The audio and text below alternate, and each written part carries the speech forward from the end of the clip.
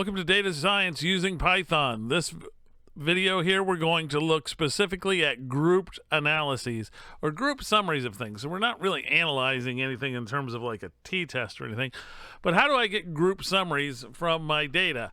So we're going to use the Impulsivity.xlsx data. The reason we're consistent with this is that we can keep using the same one over and over again without having to constantly go back to the repository and get more of the items.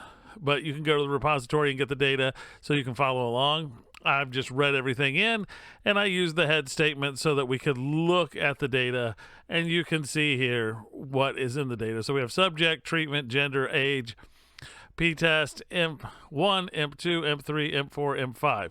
So what we want to do is do some grouped analyses of this. So let's just do something like a simple grouped mean. And I'll explain how this syntax works. It's not very difficult. So here I just do imp1 df. That means that's the data set that I want to use. And then I'm going to do group by. Okay, so this is going to give me the variable which I wish to group by. So have things grouped by. So let's suppose we want to group things by treatment. Well, the next thing I'm going to do is I'm going to use the bracket notation to grab the column that I want to be interested in. So this is the column that I'm interested in. Suppose it's imp1.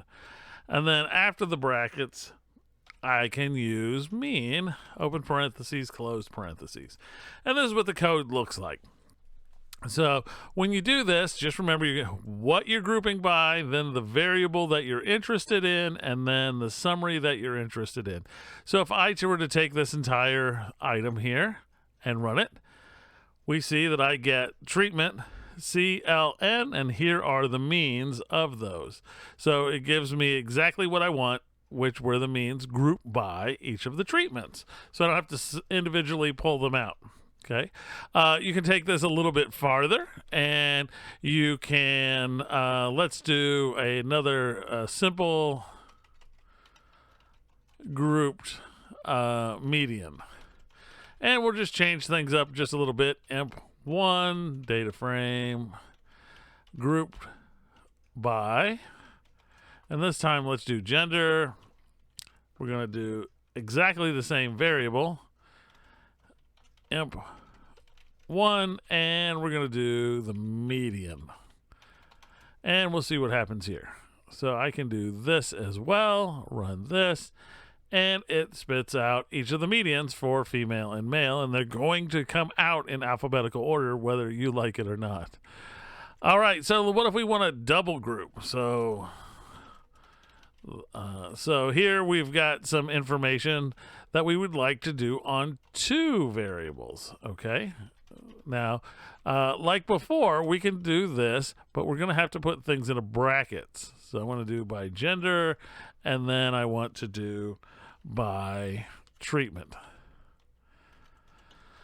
Okay, so this will put those two, cause those two to group together. Then here I need to put in the variable that I'm interested in. So here I'm interested in imp1, but I need to put that in quotations. And then I can put in here specifically which one that I'm interested in. So I could be interested in the mean. And this here, remember, this is what we're grouping by. We're going to group by gender and treatment. And this is the variable that we want to get our summary from, and this is the summary we want. So if I were to run this here, you can see it has gender, female, male, treatment, CLN, CLN, and it gives the means for each one of those. And that's pretty easy to grab here. Now, what I can do also is extend this out one step further. So suppose I want more than just this. So let's see here, double grouping of summaries of two variables. Okay, so what I'm going to do is I'm just going to take what I have here. There's no point in doing this again because we're trying to keep our videos nice and short and to the point here. So copy this and then paste this. And what I'm going to do is I'm just going to put a comma in here and put in imp2 and see what happens. And if I do this, let's see. Notice it gives me this indexing. It's something that's going to be deprecated in the future, but right now this currently works. So I can add two of these together here. Later I'm going to have to put in a list instead of the way it's listed here, but that doesn't bother me. I have the information, imp1, imp2, the mean. It gives me the mean for imp1, the mean for imp2, all of it grouped by this. One more thing we can do before we move on to the next video. What if we wanted a whole bunch of summaries? Okay, and I'm going to take what I had before here, and instead of putting in mean, I'm going to put in the word describe. Okay, and what this is going to do is it's going to give me a whole bunch of summaries at once.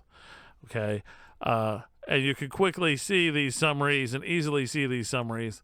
If I do this, notice it grouped them by female, male, CLN, CLN.